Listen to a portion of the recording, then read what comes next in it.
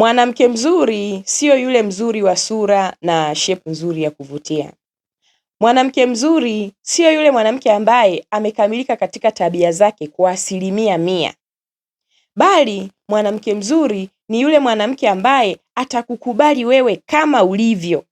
Mwanamke mzuri hatakuja kwenye maisha yako kwa sababu una kitu fulani. Atakuja kwenye maisha yako kwa sababu amevutiwa na wewe. Anaona unamtendea vizuri, anaona unamjali, unamthamini, anaona wewe ni mwanaume mwenye roho nzuri. Yeye huwa haangalii una nini kwenye maisha yako. Mwanamke mzuri anaweza kuja kwenye maisha yako hata kama una pesa. Mwanamke mzuri ni yule ambaye atasimama na wewe katika nyakati zote, hata kama una atakuwepo. Mwanamke mzuri atakuwa shabiki yako namba 1. Atakuwa anakutia moyo, atakuwa anakupa faraja, atakuwa anakutia nguvu ya kuendelea na mapambano zaidi na zaidi.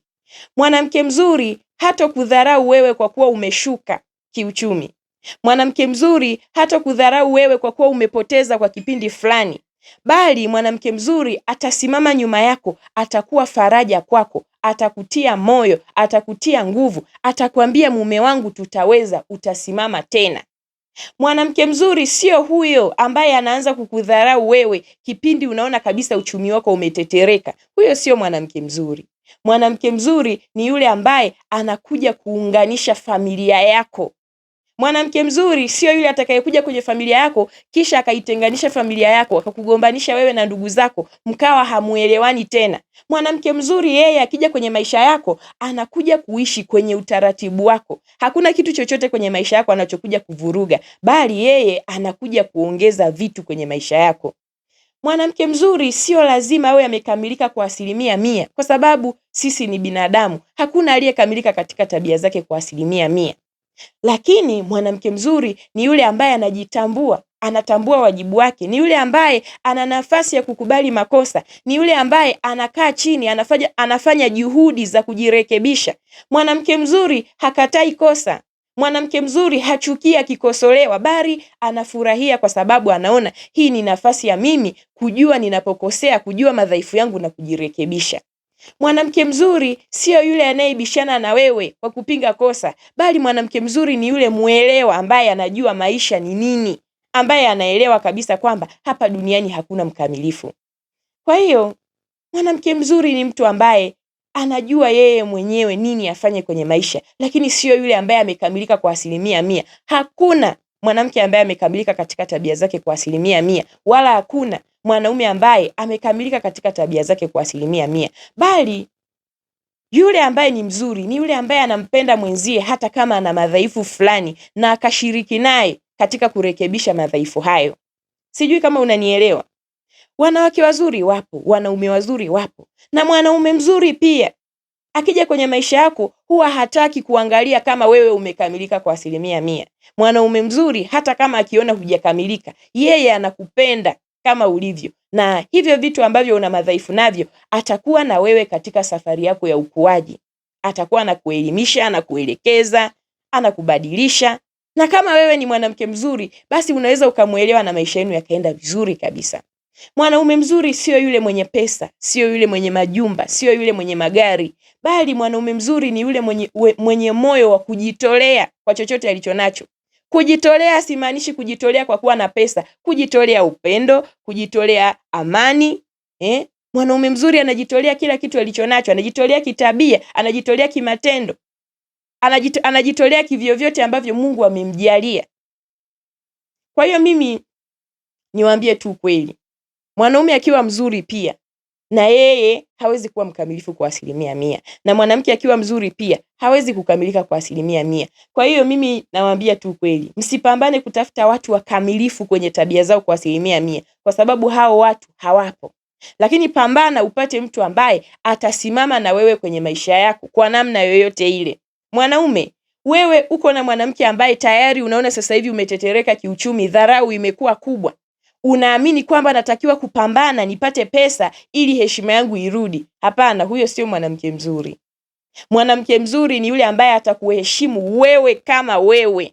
Mwanamke mzuri hahitaji wewe uwe na kitu fulani ili akupe heshima. Ukiona tu mwanamke uliye naye ukitetereka kiuchumi tayari anaanza kukudharau, kaa ukijua kwamba huyu mwanamke sio mwanamke mzuri. kuna kitu amefuata kwenye maisha yangu. Naomba nikwambie kitu kimoja. Wanawake huwa wanaolewa kwa sababu kubwa mbili. Sababu ya kwanza, mwanamke anaweza akachagua kuolewa na wewe kwa sababu amekupenda wewe kama ulivyo. Na naomba niwaambie kitu kimoja wanaume. Wanawake huwa hawapendi kama nyinyi wanaume mnavyopenda, ila wao huwa wanavutiwa na tabia ambazo ameziona kwako. Anaona wewe ni mwanaume mzuri, unamjali, unamthamini, unamheshimu, una utu. Kwa hiyo mwanamke anaona kabisa nikiwa na huyu mwanaume nakuwa salama. Haangalii kwamba una nini kwenye maisha yako. Hata kama una pesa, mwanamke akikupenda anakuja kwenye maisha yako hata kama huna chochote.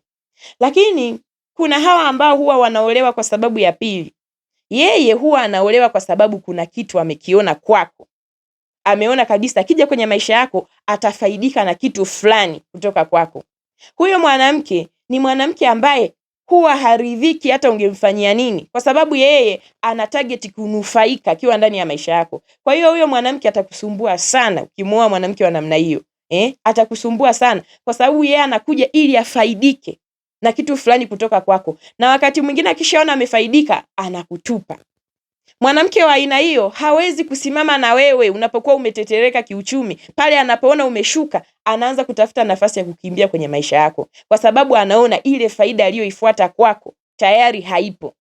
Au ukishamtimizia kile kitu alichokitarget, akishaona tayari ile target yake imetiki, anakukimbia na kutelekeza hapo hapo. Yeye hawezi kusimama na wewe wakati huna. Hawezi kusimama na wewe ukianguka. Yeye atakuwa ni mtu wa kukulaumu, ni mtu wa kukukosoa, ni mtu wa kukufanya ujisikie sio mwanaume. Ni mtu ambaye atakuwa na kulinganisha sana na wanaume wengine kimaendeleo, kimuonekano, kivyovyote vile, kwa sababu yeye kwako hakukupenda kama ulivyo. Alikuja kwa sababu kuna kitu ametarget kukipata kutoka kwako. Mwanamke aliyeolewa kwa sababu amekupenda wewe kama ulivyo, yani yeye huwa hana sababu hasa ya kuja kwenye maisha yako. Wewe upate usipate, yeye yupo tu. Wako wanawake wanakaa na wanaume ambao hata hawana hata 100, lakini kwa kuwa tu amemkubali kama alivyo, wanaendelea na maisha yao, wanapambana mpaka wanafikia level fulani, kwa sababu yeye hajaolewa na wewe kwa sababu kuna kitu alitarajia kukipata. No, yeye aliolewa. Kwa hiyo hivyo vinavyokuja kwenye maisha yenu ni vitu ambavyo baraka za Mungu zimemiminika kwenu. Kwa hiyo yeye kwanza hakutarget kwamba mtakuja mfikia hapo, wala kuingia kwenye maisha yako kwa kusudi hilo. Kwa hiyo kila kitu kitakachokuja kwenye maisha yako yeye atakipokea tu kama kilivyo.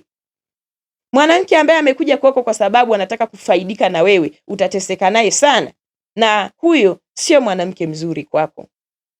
Mwanamke mzuri ni yule ambaye hana sababu. Yani hakuna kitu hasa kuhusu vitu ulivyo navyo, yani kinachomleta kwenye maisha yako sio wewe una nini, ila anakupenda wewe kama ulivyo. Hataki kujua una pesa, huna pesa, una gari, huna nyumba, una nini. Yeye hivyo vitu vyote hajali. Uwe na gari, uwe na pesa, usiwe navyo, yeye atakuja kwenye maisha yako. Lakini yule anaye target kupata kitu kutoka kwako, anahakikisha anavyoingia kwenye maisha yako amepima. Anaona kabisa nitanufaika na kitu fulani nikishaingia kwenye maisha ya huyu mwanaume. Ngoja niwape story ya kaka mmoja ambaye yeye pasipo kutambua alioa mwanamke ambaye aliingia kwenye maisha yake kwa sababu kuna kitu alikuwa anakitaka. Huyo kaka ni Mkenya na kwa sasa hivi anaishi Uingereza. Huyo kaka anasema kipindi huko Uingereza alimuona mwanamke mmoja akawa amevutiwa naye sana. Huyo mwanamke ni Mkenya mwenzie. Kwa hiyo alipanga safari, akarudi Kenya, wakaonana na huyo dada, wakazungumza na kwa tayari wameingia kwenye mahusiano. Huyo kaka anasema hakukaa naye sana kwenye mahusiano, akaamua tu kumuoa ili arudi naye Uingereza. Kweli taratibu zikafanyika, akamuoa yule mwanamke, akarudi naye Uingereza. Anasema mwanzoni maisha yalikuwa vizuri, mwanamke alikuwa anamheshimu, anamjaliwa. Yaani walikuwa wanapendana tu kama ndoa ya kawaida. Akazaa mtoto wa kwanza, akazaa na mtoto wa pili. Baadaye akawa amepata vile vibali vya kuhalalisha kwamba sasa anaweza kuishi kule Uingereza sasa. Hapo ndipo mwanamke alipoanza kubadilika, akaanza kuwa pilipili. Mwanaume anasema dharau zikaanza, masikilizano ndani yakawa madogo, ugomvi sasa ukawa unaibuka sana. Kwa sababu yule kaka anasema alipomuoa mwanamke, yeye alikuwa anaishi kwenye nyumba yake, lakini alipofika na mwanamke kule, akawa amempangishia yule mwanamke sehemu nyingine. Kwa hiyo yeye alifunga ile nyumba ambayo alikuwa anaishi mwanzo, akawa anaenda kuishi kwenye ile nyumba ambayo amempangia mwanamke. Kwa hiyo sasa ile nyumba ikawa ni kama ya mwanamke. Sijui kama unaelewa. Kwa hiyo mwanamke akawa akikasirika, anaanza kumfukuza mwanaume ndani ya nyumba, ondoka, mimi sikutaki tena, sijui nini na nini. Kwanza wanaume wazuri, wanaume handsome kuliko wewe wapo, wanaume wenye pesa kuliko wewe wapo. Wewe ni mwanaume gani? Yani zile kama ninavyokuambia kwamba mwanamke asipokupenda atakuwa anakutendea vitu vya kukuumiza, kukulinganisha wewe na wanaume wengine. Huyo kaka anasema alikuwa anafukuzwa mara kwa mara. Yani wanaweza wakaishi tu kidogo, kwa muda kidogo tayari ameshaanza kumfukuza, ondoka kwangu, sijui nini na nini. Huyo mwanamke alikuwa toxic sana. Anasema ilifika kipindi mwanaume akagundua kwamba mwanamke ameanza kusaliti. Akiwa huko Uingereza, anatoka ndani ya nyumba, anaenda klabu huko, anaanza kukutana na wanaume wengine. Akakutana na Mnigeria, huyo akawa na date naye huyo Mnigeria. Huyo kaka anasema huyo Mnigeria yani hakana hata maisha, kanaishi kwenye nyumba ile ya kupanga watu wengi. Kwa sababu kule inaonekana nyumba ni gharama sana. Kwa hiyo kanaishi kwenye lile ghetto na wenzie wengi. Ndio mwanamke anaenda kutembea na yule mwanaume. Anasema alivyomfuma kaja kugundua kabisa ana ujauzito. Kwa hiyo ule ujauzito ukawa uko matatani, hata mwanamke hajui kwamba ujauzito ni wa nani. Ikabidi ule ujauzito fanye nini? Utolewe. Mwanaume alimsamehe.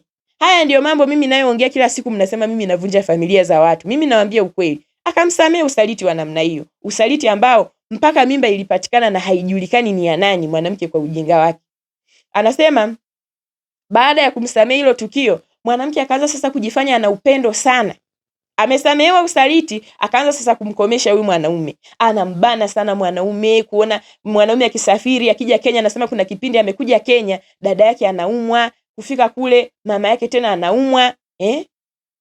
Mwanamke muda wote umeenda huko Kenya ili uende ukaoe mwanamke mwingine, sijui nini na nini, mara mbloku. Yeye yuko kule anambloku mume wake, yuko kule Uingereza. Mwanaume yuko Kenya ili apige simu kwenye familia, natakiwa ampigie mke amemblock. Hawezi kumpata. Unaona? Haya, anasema nimerudi kipindi fulani nimefiwa na mama. Message mwanamke anazonitumia ziko hivi: umefuata wanawake huko Kenya, siku zote hizi unakaa unafanya nini? Yuko msibani. Mwanamke anamsumbua. Yaani sio kama mwanamke anafanya hivyo kwa upendo, yaani inaonyesha tu anatafuta tu vurugu tu ili tu mwanaume amchoke. Anasema dada, narudi nyumbani, nimetoka Kenya, narudi pale, mtu amenuna, hatusemeshane, anapita huko anaingilia huko. Ikafika kipindi tena akapata mimba ya pili.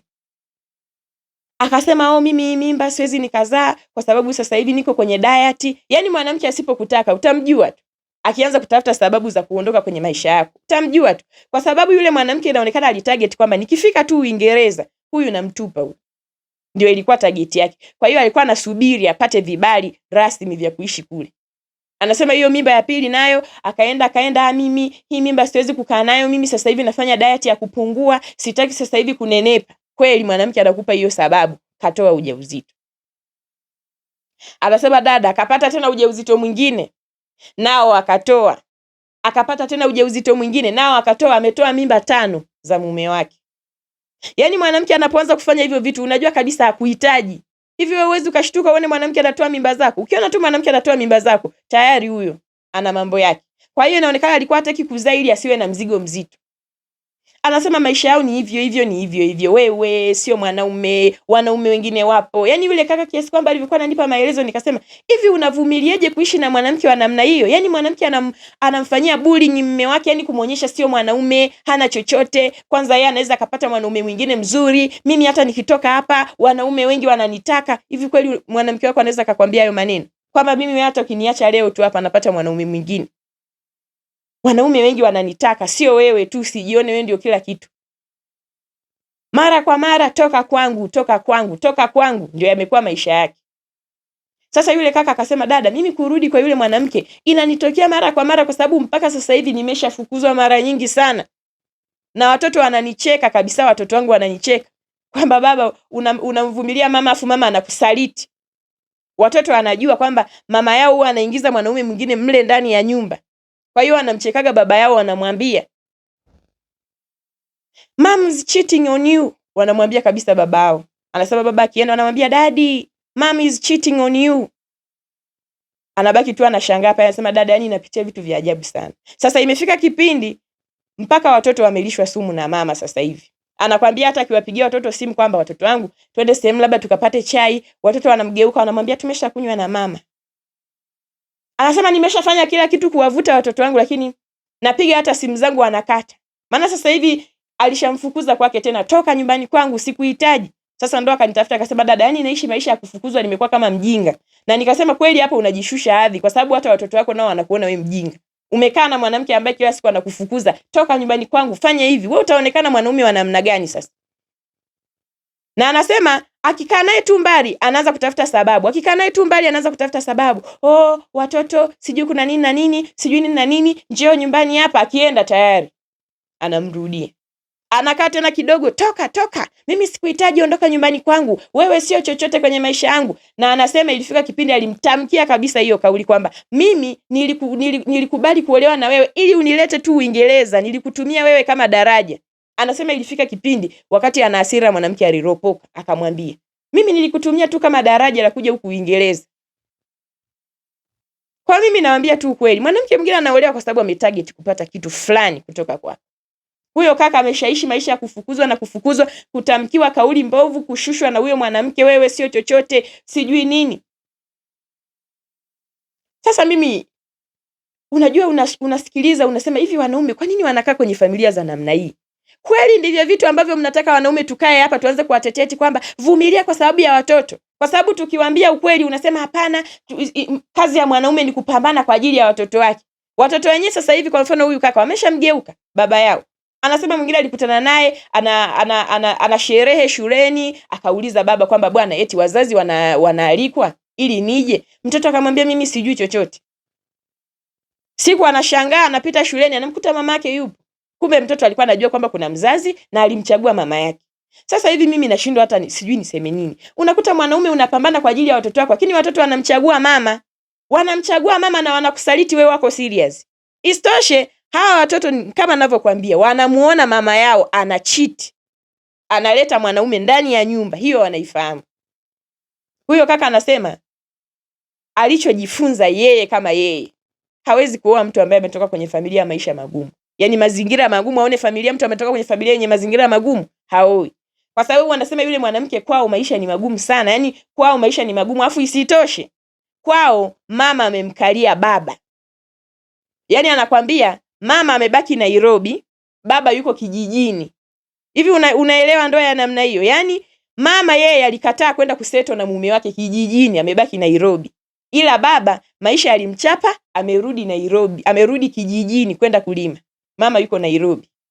Sasa wewe unaenda kuoa mwanamke wa namna hiyo, mwanamke ambaye mama yake yuko juu ya baba, wewe umejichanganya.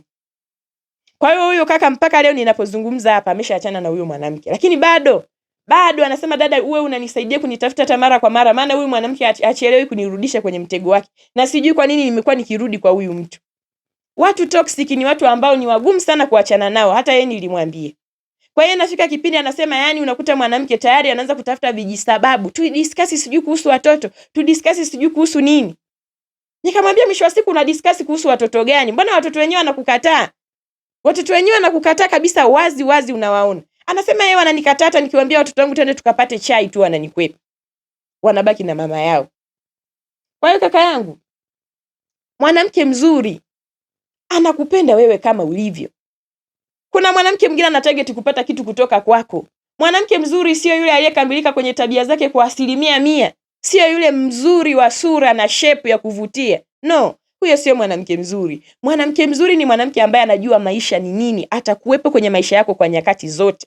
Mwanamke mzuri hana nia yoyote ya kuja kwenye maisha yako. Yeye anakuwa tu amekukubali wewe kama ulivyo. Kwa hiyo upate pesa usipate pesa utajua wewe. Yeye atakuwepo tu. Mimi ndio maana huwa nawaambia mara nyingi sana, mwanamke akikupenda anaweza hata kaigeuka familia yake kwa ajili yako. Vizuri kabisa. Yaani hata kama ndugu zake wakasema usiolewe na huyo ni maskini, sisi tuna pesa, anageuka familia yake anaenda kuolewa na maskini. Mwanamke akikupenda. Yaani hivyo ndivyo ilivyo. Sasa wewe unajikuta unaoa mtu, kumbe mtu anakuja kwako na shida zake. Na hawa watu huwa wanaonyesha tu wanapoanza vurugu zao. Anaonyesha tu alikuja kwako kwa sababu anataka kitu fulani. Kwa hiyo wanawake wazuri wapo wengi, lakini sasa hawajakamilika katika tabia zao kwa 100%. Hilo ndio tuelewane. Yaani mwanaume kama na wewe hapa duniani utakuwa ni mtu ambaye unatafuta mtu mkamilifu kwenye tabia zake kwa 100%, basi wewe utatapeliwa sana. Kwa sababu wako wanawake hizo ndio kazi zao. Yaani hiyo ndio kazi yake. Uko na mwanamke wako ambaye anakuvumilia wewe, anaishi na wewe vizuri, siku ukishuka ukifanya nini bado anakutia moyo, mume wangu utainuka, utafanya hivi, utafanya hivi. Kesho unainuka, unaanza kuona huyu mwanamke tabia fulani hii mimi siipendi sana, unaenda kutafuta mwingine. Huko utatapeliwa tu kaka yangu. Wako huko watu special wanafanya kazi za kuigiza. Ni special kwa ajili ya kuigiza tabia zao. Kwa hiyo anaweza kukupa kweli hizo tabia zote unazozitaka. Kwa hiyo kaka yangu, acha kuwa na tabia ya 80 kwa 20. Sijui kama unanielewa. 80 kwa 20 inamaanisha hivi, kuna mwanaume unaweza ukapata mwanamke ambaye kwa 80% yuko vizuri, lakini wewe kwa kutokuwaza vema ukaenda kutafuta 20% kwa mtu mwingine. Kwa sababu unaona mwanamke huyu hajakamilika kwenye hivi. Kwa hiyo mimi nawaambia tu kweli, ukipata mwanamke anayekuheshimu, mwanamke anayekujali, mwanamke anayekuthamini, mwanamke ambaye yuko na wewe kwenye maisha yako pasipo kujali hali unayoipitia, mwanamke ambaye anakutia moyo, ambaye ni shabiki yako namba 1, mjali sana huyo mwanamke, hata kama atakuwa na madhaifu kwenye upande gani, lakini kama heshima ipo, tafadhali sana, huyo mwanamke ni mwanamke mzuri sana kwenye maisha yako. Mwanamke ambaye anakuheshimu pasipo kujali kwamba una nini au huna nini, ni mwanamke ambaye anakuheshimu sana. Kwa mimi nakwambia tu ukweli, ni mwanamke ambaye anakupenda sana. Nakwambia tu ukweli. Usitafute mkamilifu kwa 100%. Tafuta yule ambaye mnaendana, yule ambaye mnaelewana, yule ambaye mnaweza kutembea katika safari moja, yule ambaye atakuwepo kwenye maisha yako kwa namna yoyote ulionayo. Kwa mimi nimewaambia tu ukweli, na mkumbuke nimesema kwamba wanawake huwa wanaolewa kwa sababu kubwa hizi 2. Kwa hiyo utakapoona tu kwako ameanza kukudharau kwa sababu sijui umepungua, kwa sababu umeshuka, kwa sababu umefanya nini, huyo ni namba 2 huyo. Alikuja kwako kwa sababu anataka kitu fulani, anataka kupata kitu kutoka kwako. Kwa hiyo akiona akipo, atakugeuka tu. Kaka zangu, wanawake wazuri wapo, lakini hawajakamilika kwa 100%. Wanaume wazuri wapo, lakini na wao hawajakamilika kwa 100%. Kwa hiyo hapa duniani tukae tu tukielewa hivyo kwamba mtu atakayekupenda kama ulivyo pasipo kuangalia sana madhaifu yako, yule mtu ambaye atakuwepo na wewe katika safari yako, hata kama una madhaifu atakuwa anasimama na wewe. Dada yangu, mwanaume atakayekuwa anasimama na wewe, mke wangu, hiki na hiki badilika hivi na hivi, huyo ndio mwanaume mzuri. Hajataka kukukuta ukiwa umekamilika, lakini atakuwa kwenye safari yako kuhakikisha unajitambua, unatoka huko uliko. Mwanamke mzuri pia kaka yangu sio yule ambaye anakataa sana makosa, ni yule ambaye anajua yeye na yeye ni binadamu, anaweza kukosea. Kwa hiyo ukikaa chini, ukimrekebisha, ukimuelimisha, anakaa, anasikiliza, anaelewa na anakubali kupokea madhaifu yake ili atendee kazi hayo. Kwa hiyo nadhani mmenielewa.